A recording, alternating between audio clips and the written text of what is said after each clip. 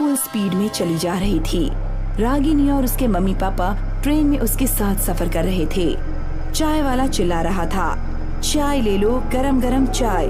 फिर पानी वाला आया, पानी पानी, ठंडा पानी, 20 का एक ठंडा पानी। फिर पान मसाले वाला आया, 14 का 2 राजहंस पान मसाला, तिरंगा पान मसाला, इसमें है केसर का दम, खाइए और कामयाबी की बुलंदियों को छू लीजिए। पापा कितना शोर शराबा कर रहे हैं ये लोग। हाँ, कभी कभी तो हद कर देते हैं ये लोग। इनका यही काम है, इसी से इनका पेट भरता है। अब तुम्हारे पापा का गांव आने वाला है, सीतापुर से 40 किलोमीटर दूर है अभी जो स्टेशन आएगा। सच में मैं गेट पर जा रही हूँ, वैसे भी मेरे सिर में दर्द हो रहा है। रागिनी उठकर गेट पर आ गई। ठंडी ठंडी हवाओं का वो आनंद लेने लगी। ट्रेन फुल स्पीड में चलती जा रही थी। ट्रेन हॉर्न बजाकर रास्ते को चीरते हुए चली जा रही थी। अंधेरे में वैसे तो कुछ दिखाई नहीं दे रहा था, लेकिन दूर गांव में टिमटिमाती लाइट दिख रही थी। तभी अजीब सी हवा चली और रागिनी का दुपट्टा उड़ गया। रागिनी गिरते बची। वो वापस आकर बैठ गई। मम्मी, मेरा फेवरेट दुपट्टा उड़ गया। इतनी छोटी सी बात पर इतनी बड़ी लड़की रोती है। दूसरा ले लेना या मैं ला दूंगी। देखो, हमारा गांव क्रॉस कर रहा है, कितना अच्छा लग रहा है। अरे वाह, तो हम लोग गांव क्यों नहीं जाते हैं? कितना मजा आएगा ना। अब यहाँ कोई नहीं रहता, तुम्हारे दादा दादी सब भगवान के पास चले गए, इसलिए हम सब लोग शहर चले गए। रागिनी अपने घर पहुंची और अपने रूम में चली गई। बैग अपने कमरे में रखा। उसका मोबाइल नीचे गिर गया। वो उठाने झुकी तो बेड के नीचे उसका दुपट्टा दिखा। वो चौंक गई कि ये दुपट्टा ट्रेन में उड़ गया था। वो यहाँ कैसे आ गया? उसने तुरंत ही उसे उठाया और अपने कंधे पर लेकर आईने में देखने लगी। उसके पीछे एक भूत खड़ी दिखी और वो हंस रही थी। उसकी लाल लाल आँखें, बिखरे बाल देखने के बाद रागिनी डर गई और चीखने ही वाली थी कि उसके मुंह पर भूतनी ने हाथ रख दिया। वो बेहोश हो गई। रात के 12 बज चुके थे। रागिनी के मम्मी पापा सो रहे थे। धीरे धीरे दरवाजा खुला। रागिनी के हाथ में चाकू था। धीरे धीरे आगे बढ़ने लगी। पापा के पास आकर वो दांत पीसने लगी और उसका चेहरा लाल होकर चुड़ैल बन गया। चुड़ैल ने चाकू ऊपर की तरफ उठाया और राजेंद्र बाबू को मारने ही वाली थी कि राजेंद्र बाबू की नींद खुल गई। वो बेड से नीचे गिर गए। चाकू बेड पर ही फंस गया। मैं तुमको जिंदा नहीं छोड़ूंगी, तुम सबको मार डालूंगी। रागिनी की माँ ने रागिनी को जोर से पकड़ा और 2 थप्पड़ दिए। उसके पापा भी उठ गए और रागिनी से चाकू लेकर दूर फेंक दिया। तुम मुझे मारना चाहती हो? रागिनी बेटा, तुमको क्या हो गया? रागिनी बेटा, मैं रागिनी नहीं हूँ, मैं सुरेखा हूँ। याद आया कुछ? सुरेखा? कौन सुरेखा? मैं वही सुरेखा हूँ जिसको तुमने धोखा दिया। याद करो कॉलेज के दिन की बात। सुरेखा और राजेंद्र एक ही कॉलेज में पढ़ते थे। दोनों एक दूसरे से बहुत प्यार करते थे, लेकिन ये वो समय था जब जात पात बहुत ज्यादा ही मायने रखती थी और न मोबाइल था और न ही न्यूज चैनल। सुरेखा, हम दोनों के प्यार को क्या हो गया? मम्मी पापा मानेंगे क्या? एक बार बात करके देखो, नहीं मानेंगे तो कुछ दूसरा रास्ता निकाल लेंगे। दूसरा रास्ता कौन सा है? दूसरा रास्ता ये है कि साथ अगर जी नहीं सकते लेकिन मर तो सकते हैं ना। मैं तुम्हारे बिना जी नहीं सकती। ऐसा मत बोलो, हम घर से भाग जाएंगे। तुम कल सीतापुर स्टेशन पर आ जाना, मैं भी आ जाऊंगा और भागलपुर एक्सप्रेस से मुंबई चले जाएंगे। वहाँ कोई हमें रोकने टोकने वाला नहीं होगा। ठीक है, तुम सही समय पर आ जाना। सुरेखा सुबह सुबह आ गई और राजेंद्र का इंतजार करने लगी। सुबह से शाम हो गई लेकिन राजेंद्र नहीं आया। सुरेखा ने भागलपुर एक्सप्रेस के आगे कूदकर जान दे दी, लेकिन तुम नहीं आए और मैं उस स्टेशन पर आज तक तुम्हारा इंतजार कर रही थी। मुझे लगा तुम कभी नहीं आओगे, लेकिन आज आ ही गए। तुमको पता है मैं क्यों नहीं आया? क्योंकि तुम धोखेबाज हो। इस चुड़ैल से तुम शादी करना चाहते थे। नहीं, मैं धोखेबाज नहीं हूँ। मेरा एक्सीडेंट हो गया और मेरा पैर टूट गया। ये देख लो मेरा पैर। लेकिन बाद में मैंने तुम्हें बहुत ढूंढा, लेकिन तुम नहीं मिली। तुम्हारे घर वाले बोले कि वो गायब हो गई है। मैंने उसके बाद गांव छोड़ दिया। चुड़ैल थोड़ा नर्म पड़ने लगी।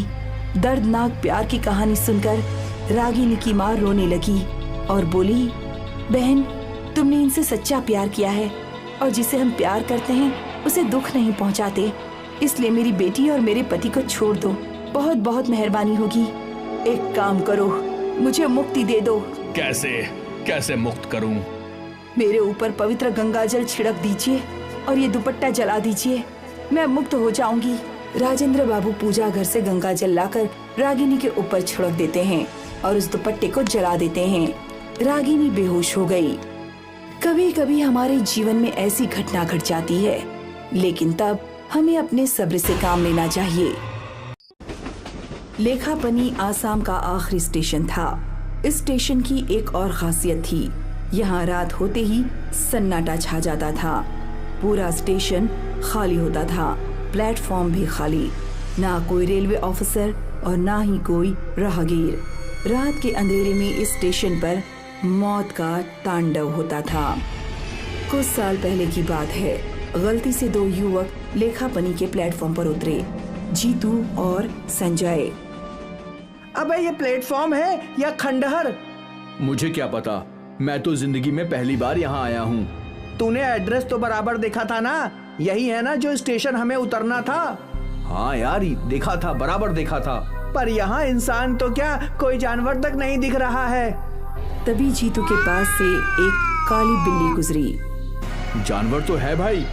और फिर दोनों को छन छन की आवाज सुनाई दी। दोनों पीछे घूमे तो एक बहुत सुंदर गांव की छोरी उनकी ओर आ रही थी।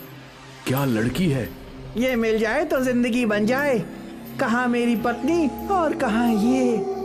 वो लड़की उन दोनों के पास आई। बाबूजी, आप लोग यहाँ नए हैं क्या? हाँ, यहाँ कोई क्यों नहीं है? अरे बाबूजी, ये एक छोटा सा गांव है और गांव वाले तो सूरज ढलते ही सो जाते हैं, तो भला इतनी रात को यहाँ कोई कैसे होगा? तो तुम यहाँ कैसे? मेरी तो दुकान यहाँ है। दिन भर मेरे बाबा दुकान संभालते हैं और रात में मैं, जो बाहर के राहगीर आते हैं, उनके चाय नाश्ते का प्रबंध करते हैं हम। बहुत अच्छे, वैसे भी हमें भूख लगी है। तो आइए बाबूजी। सुंदरी उन दोनों को अपने छोटे से ठेले पर ले गई और उन्हें चाय पिला दी और फिर उनके लिए नाश्ता बनाने लगी। ये स्टेशन कुछ ज्यादा खाली नहीं रहता? वो तो है बाबूजी। ये तो कोई भूतिया स्टेशन लगता है। आपको कैसे पता चला? क्या मतलब, क्या यहाँ सच में भूत हैं? लोगों का मानना तो है कि यहाँ एक लड़की का भूत रहता है। लड़की का भूत? हाँ, कई सालों पहले ये स्टेशन किसी आम स्टेशन की तरह था। यहाँ भी लोगों की भीड़ रहती थी, पर सांझ होने के बाद अक्सर ये स्टेशन खाली हो जाया करता था। एक रात इस स्टेशन पर कोई न था। एक गांव की लड़की यहाँ चाय का ठेला लगा रही थी। एक ट्रेन रुकी और कुछ आदमी ट्रेन से नीचे उतरे। बाबूजी, आप चाय पियेंगे? क्यों नहीं, जब पिलाने वाली इतनी अच्छी है तो चाय पीना तो बनता है। आप बैठिए, मैं चाय बनाती हूँ। क्या लड़की है ना, कमाल है। गांव वाली लड़की गजब होती है। तू भी वही सोच रहा है जो मैं सोच रहा हूँ? हाँ बिल्कुल, नेकी और पूछ पूछ। वो बेचारी गांव वाली चाय बनाती रही और वो आदमी हवस से उसे घूरते रहे। उन आदमियों ने उस लड़की को पकड़ लिया, दूसरे ने हाथ और तीसरे ने उसका मुंह बंद कर दिया। वो तीनों उसकी इज्जत लूटने की कोशिश करने लगे। लड़की ने अपनी पूरी ताकत लगाई और किसी तरह उन तीनों को धक्का देकर भागने लगी। वो भागते भागते रेल की पटरी पर कूद गई। उन दरिंदों ने उसका पीछा तब भी नहीं छोड़ा। वो डरी सहमी भागती रही और फिर सामने से रेल आई। वो सारे आदमी तो प्लेटफॉर्म पर कूद गए, पर वो लड़की कूद न पाई। ट्रेन ने उस लड़की के टुकड़े टुकड़े कर दिए। उस रात से सभी लोग मानते हैं कि वो गांव वाली लड़की अब भी हर रात इस स्टेशन पर अपनी दुकान लगाती है। ये सुनकर संजय घबरा गया। तुम्हें ये सब कैसे पता?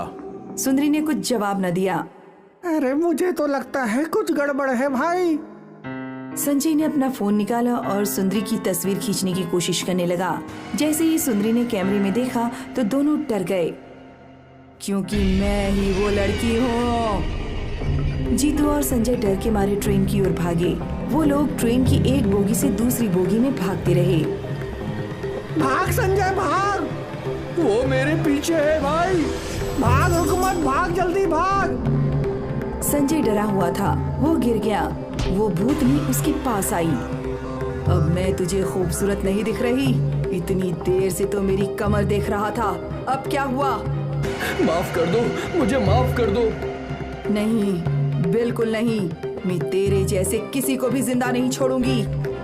भूतनी ने संजय के चेहरे पर पैर रख दिया। संजय की मुंडी ट्रेन के फर्श के नीचे चली गई। संजय की चीख सुनकर जीतू डर गया और डर के मारे चिल्लाने लगा। मुझे छोड़ दो, मैंने तुम्हारा क्या बिगाड़ा है? मेरा परिवार है, पत्नी है, बच्चे हैं, मुझे माफ कर दो। चुड़ैल जीतू के सामने आ गई और जोर जोर से हंसने लगी। तेरे पास तो पत्नी भी है, फिर भी तुझ में हवस भरी है। तुझ जैसे आदमियों को जीने का कोई हक नहीं। चुड़ैल जीतू को घसीटते हुए ट्रेन के बाहर ले गई, उसकी गर्दन मरोड़ दी और फिर उसको स्टेशन के साइन बोर्ड पर लटका दिया। हर किसी हवस के मारे का यही हाल होगा। ये आखिरी स्टेशन इन सब हवसियों की जिंदगी का आखिरी स्टेशन होगा। ट्रेन में इस्मत बैठा हुआ मेघना के आने का इंतजार कर रहा है। पता नहीं ये लड़की कहाँ रह गई। तभी उसके मोबाइल पर मैसेज आता है। I am sorry Ismat, mummy की अचानक से तबीयत खराब हो गई और उनको हॉस्पिटल में एडमिट करना पड़ा। मैं नहीं आ सकती, टाइम मिलने पर कॉल करूंगी। अरे यार, अब तो अकेले ही सफर करना पड़ेगा। उसने देखा कि उसके सामने वाली सीट जो अभी तक खाली पड़ी थी, उस पर एक खूबसूरत औरत आकर बैठती है। उसने लाल रंग की साड़ी पहनी हुई है और माथे पर एक काले रंग की बिंदी है। मौसम कितना बढ़िया है, हल्की बारिश भी शुरू हो चुकी है और अगर इससे बातें शुरू हो जाए तो सफर अच्छे से कटेगा। वो औरत अपनी बैग की जिप खोलने की कोशिश करती है, लेकिन उससे जिप नहीं खुलती। लाइए, मैं आपकी हेल्प कर देता हूँ। इस्मत को वो औरत बैग दे देती है और वो उसकी जिप खोल देता है। शुक्रिया, पता नहीं कैसे जाम हो गई थी।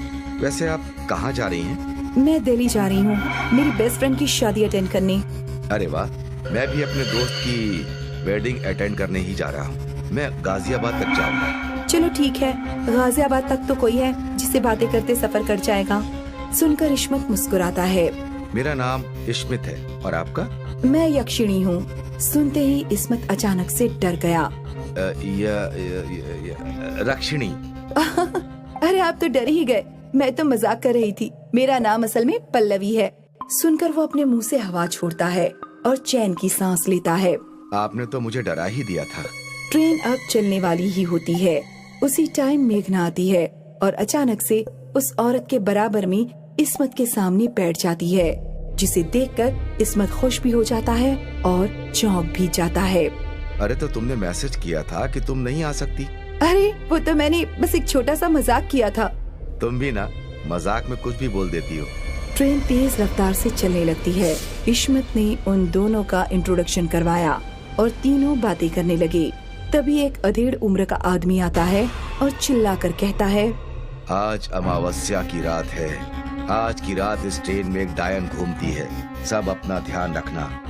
कहकर वो आगे चला जाता है। ट्रेन में बैठे सभी लोग एक दूसरे से कुछ न कुछ बोलने लगते हैं। ये अंकल ऐसा क्यों बोल रहे थे? अरे मुझे तो वो बुढ़ा पागल लग रहा था।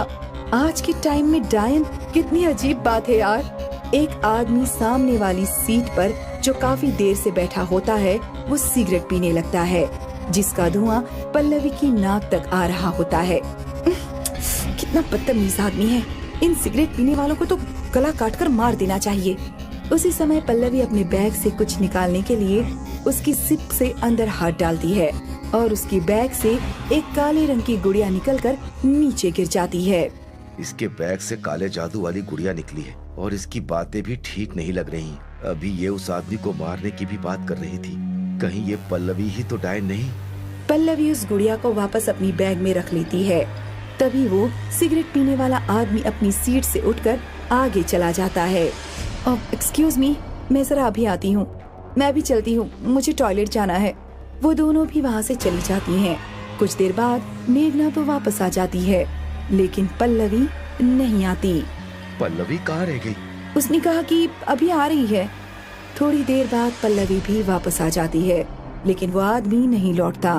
अब इश्मत अपनी जगह से उठता है और वो पीछे टॉयलेट की तरफ जाता है। वो देखता है कि सिगरेट पीने वाला आदमी गेट के पास मरा पड़ा है। इश्मत चुपचाप टीटी के पास जाकर उसको सब कुछ बता देता है। तभी सामने से दरवाजे की तरफ पल्लवी आती नजर आती है। क्या बात है इश्मत, आप यहाँ क्यों रुक गए?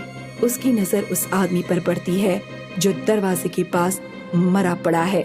इश्मत टीटी से कहता है, ये इसी ने इसको मारा है। ये डायन है। ये आप क्या कह रहे हैं? इश्मत और टीटी दोनों मिलकर उसको पकड़ते हैं और उसके हाथ पैर बांधकर वहीं टॉयलेट में उसको बंद कर देते हैं। इसके बारे में किसी को नहीं बताना, वरना ट्रेन में भगदड़ मच जाएगी। अगले स्टेशन पर हम इसको पुलिस के हवाले कर देंगे। इश्मत वापस मेघना के पास जाकर उसको सब कुछ बता देता है। अच्छा हुआ तुमने उसको बांधकर टॉयलेट में बंद कर दिया, वरना पता नहीं वो और किस किस की जान ले लेती। मेघना सामने देखती है तो टीटी आता हुआ नजर आता है। वो उसको देखकर न जाने क्यों उठकर चली जाती है। मैं जरा अभी आती हूँ। इश्मत सोचने लगता है कि इसको अचानक कहाँ जाना पड़ गया। वो लड़की जो सामने बैठी थी, क्या वो आपके साथ है? जी हाँ। आप दोनों के टिकट दिखाइए। इश्मत अपना टिकट दिखाते हुए कहता है, उसका टिकट उसी के पास होगा। टीटी चला जाता है। तभी इश्मत के मोबाइल पर मेघना की कॉल आती है। वो रिसीव करके कान पर लगा लेता है। क्या हुआ मेघना, तुम कहाँ रुक गई? सॉरी इश्मत, मैं नहीं आ सकी। मम्मी की तबीयत अगर ठीक होती तो मैं जरूर आती। तुमको बुरा तो नहीं लग रहा? ये सुनकर इश्मत डर जाता है और उसको मोबाइल छूटकर नीचे गिर जाता है। अगर मेघना घर पर है तो मेरे साथ कौन है? वो सामने देखता है तो टीटी भी दिखाई नहीं देता। इश्मत मोबाइल उठाकर जल्दी से टॉयलेट की तरफ जाता है और पल्लवी के हाथ पैर खोलकर उसको आजाद कर देता है। जो लड़की तुम्हारे साथ सफर कर रही है वही असली डायन है। मैंने इस ट्रेन के बारे में बहुत कुछ सुना था, इसलिए मैं उसको मारने यहाँ आई थी। मुझसे गलती हो गई। वो मेरी दोस्त के रूप में आई थी, इसीलिए मैं उसको पहचान नहीं सका। पल्लवी इश्मत के साथ सीट पर जाती है और अपने बैग से वही गुड़िया निकालकर उसमें एक लाल धागा बांधती है और फिर वो दूसरे दरवाजे की तरफ जाते हैं, जहाँ पर उसको दिखाई देता है कि टीटी की गर्दन पर मेघना अपने दांत गड़ाए खड़ी है और उसका खून पी रही है। इस टाइम वो बहुत डरावनी लग रही होती है और अपने असली रूप में आ जाती है। टीटी भी मर चुका था। इस्मत टीटी को उससे छुड़ाने की कोशिश करता है। डायन इश्मत में उलझ कर रह जाती है। मौका देखकर पल्लवी डायन के बाल खींचकर जितने भी उसके हाथ में आते हैं उसको गुड़िया पर बांध देती है। फिर कोई मंत्र पढ़ती है। ट्रेन के बाकी के लोग भी ये सब देख रहे होते हैं। सब के सब डरे हुए दिखाई देते हैं। भाई साहब जल्दी से लाइटर दीजिए। पल्लवी एक मंत्र पढ़कर गुड़िया में आग लगा देती है और उसके साथ डायन में भी अपने आप आग लग जाती है। वो टीटी की लाश और इश्मत को छोड़ देती है। आग लगते हुए ही वो दरवाजे से बाहर फ्लाईओवर के नीचे गिर जाती है। जलती हुई गुड़िया भी पल्लवी अब ट्रेन से बाहर ही फेंक देती है। तो ठीक तो? पल्लवी उसकी तरफ देखती है। हाँ मैं ठीक हूँ, अब आप दोनों को डरने की कोई जरूरत नहीं है। वो अब कभी इस ट्रेन में नहीं आएगी। उसके बाद सभी अपना सफर आराम से करते हैं और डायन का किस्सा हमेशा के लिए खत्म हो जाता है।